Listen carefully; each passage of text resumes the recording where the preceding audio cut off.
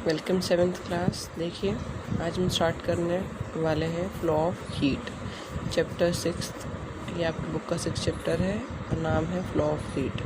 Heat के बारे में पढ़ेंगे। इससे पहले हमने किया था, उसके अंदर भी आपने हीट के बारे में थोड़ा देखा था और हीट एंड इट्स इफ़ेक्ट। इसके अंदर हम देखेंगे कि हीट कैसे फ़्लो करती है, कैसे ट्रांसफ़र करती है किसी एक ऑब्जेक्ट से किसी दूसरी ऑब्जेक्ट। ठीक है, इसके लिए एक एक्सपेरिमेंट दिया गया है यहाँ पर, और एक्सपेरिमेंट में देखिए क्या लिखा हुआ है, क्या शो करना चाह रहा है। To show heat flows from a body at higher temperature to one at lower temperature.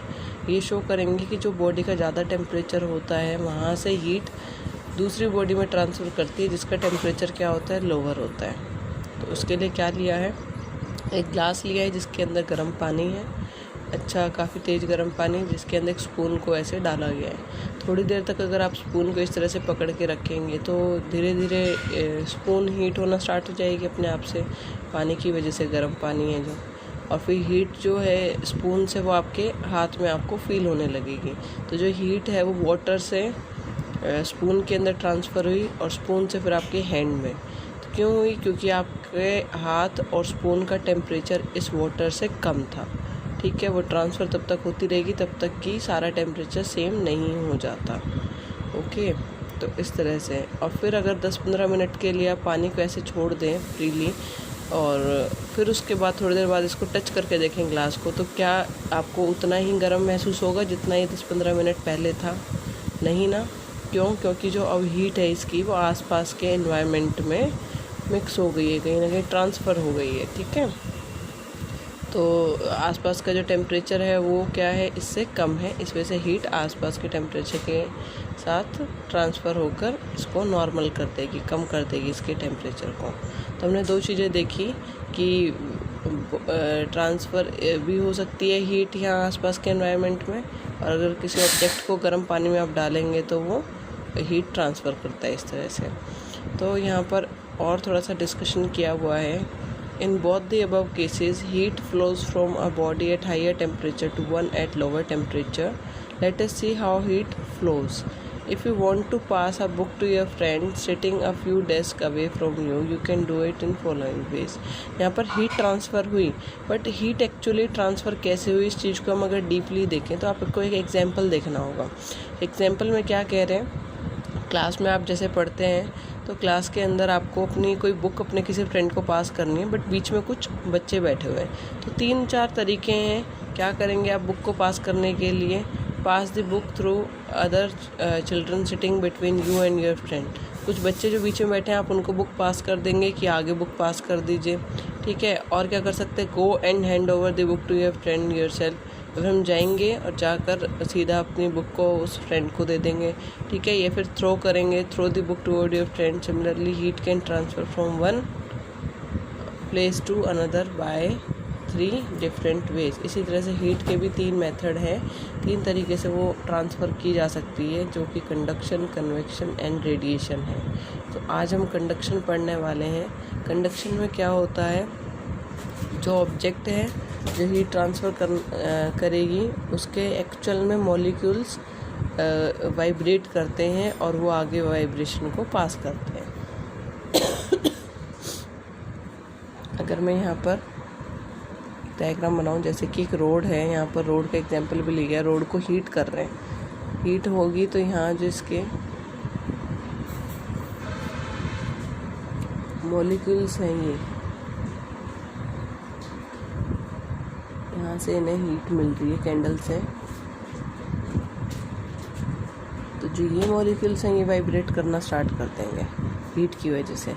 फिर ये वाइब्रेशन को कहाँ पास करेंगे, जब ये वाइब्रेट करेंगे तो कहीं ना कहीं वाइब्रेशन इन तक भी पहुँचेगी, धीरे धीरे वाइब्रेशन आगे पास होगी। एक्चुअल में मॉलिक्यूल नहीं जा रहे, मॉलिक्यूल अपनी जगह पे वाइब्रेट कर रहे हैं, वाइब्रेशन आगे जा रही है। फिर ये वाइब्रेट करेंगे तो ये भी हीट होना स्टार्ट कर देंगे, आगे भी हीट। तो इस तरह से हीट ट्रांसफ़र होती है कंडक्शन में, मॉलिक्यूल्स वाइब्रेट करते हैं। ठीक है, और हीट को आगे ट्रांसफ़र करते हैं। इसीलिए ये एग्जाम्पल आपको दिखाया गया है। To show the process of conduction, take an iron rod about 25 centimetre long. एक आयरन रोड इस तरह से ली है। ठीक है, fix thumb tacks along length of the rod using wax. Wax का यूज़ करके ये थंब पिन्स को यहाँ पर अटैच कर दिया गया है, ठीक है। उसके बाद क्या करेंगे, heat one end of the rod, इस एंड को हीट करना है इसके, ठीक है। What do you see as the rod gets heated, जैसे जैसे रोड हीट होना स्टार्ट होगी तो वैक्स मेल्ट होगी और ये पिन्स क्या होंगी, गिरना स्टार्ट कर देंगे 1 2 इस तरह से।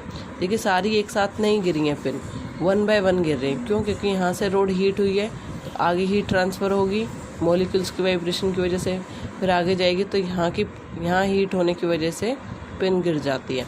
यहाँ पर हीट अभी नहीं पहुँची, वो धीरे धीरे पहुँचेगी जब वाइब्रेशन वहाँ तक जाएगी हीट की, ठीक है।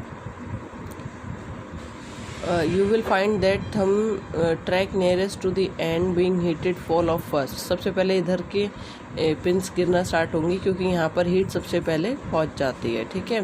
The farthest thumb tack falls off last, और सबसे लास्ट में इधर से पिन गिर जाएगी, ठीक है।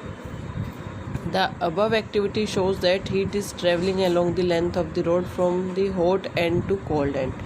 यहाँ से हीट कहाँ, hot end to cold end transfer हो रही है।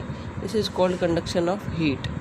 Recall that molecules of a substance start vibrating faster as heat is supplied to it, ठीक है। जैसे जैसे हीट मिलती है तो इसके मॉलिक्यूल्स वाइब्रेट करना स्टार्ट कर देते हैं। When one end of the road is heated the molecule at the end start vibrating faster, they hit the near by molecules and make them vibrate. These molecules again hit the neighboring molecules. In this way the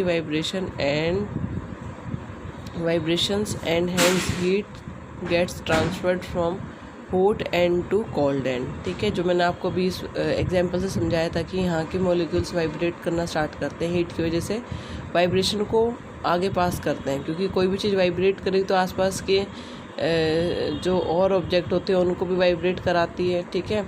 तो आगे vibration pass हो जाएगी, यहाँ के molecules आगे vibrate करेंगे, तो इस तरह से हीट ट्रांसफ़र होती है through the vibration of molecules. Compare this to passing of book from child to another. Do you find the similarity? Thus conduction is the process of, जैसे कि अगर आपको बुक पास करनी है तो यहाँ कौन सा मेथड हम यूज़ करेंगे, बुक एक स्टूडेंट से आप दूसरे स्टूडेंट को बुक दे देंगे, दूसरा student third person, third to fourth, और इस तरह से बुक आपके फ्रेंड तक पहुंचा दी गई है। तो यहाँ पर क्या हो रहा है, आपने एक दूसरे की हेल्प से उसको ट्रांसफ़र किया है बुक को। सेम वाइब्रेशन का है, पहले आगे के मॉलिक्यूल्स वाइब्रेट करेंगे, वाइब्रेशन आगे पास करेंगे, ठीक है। इस तरह से कंडक्शन की प्रोसेस होती है हीट ट्रांसफ़र करने की, ठीक है। यहाँ लिखा है conduction is a process of transfer of heat in which heat travel from molecule two molecule from hot end towards the cold end. The molecule themselves do not travel from one end to another। ये चीज़ आपको ध्यान रखनी है, conduction के अंदर जो molecules हैं वो खुद से ट्रांसफ़र नहीं होते, सिर्फ वाइब्रेट करते हैं, वाइब्रेशन को आगे पास करते हैं।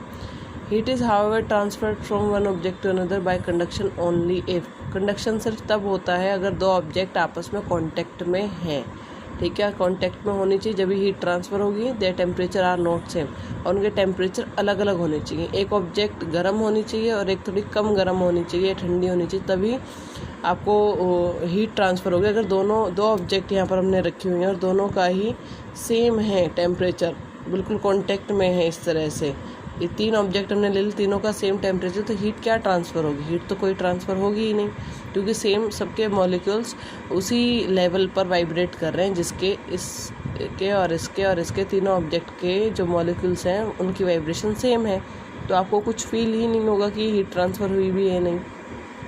और कांटेक्ट में होनी चाहिए। दो ऑब्जेक्ट अगर दूर दूर रखी हुई हैं तो उनमें कंडक्शन नहीं हो सकता, क्योंकि उनकी वाइब्रेशन पास नहीं हो पाएगी, ठीक है। मॉलिक्यूल्स की वाइब्रेशन पास होने के लिए कांटेक्ट में होनी चाहिए ऑब्जेक्ट। तो ये कंडीशन है कंडक्शन के लिए, ऑब्जेक्ट कांटेक्ट में हो और उनके टेम्परेचर अलग अलग हों, तभी कंडक्शन की प्रोसेस हो पाएगी। और आगे है कंडक्टर्स एंड इंसुलेटर्स, ये नेक्स्ट क्लास में देखते हैं हम। Okay class.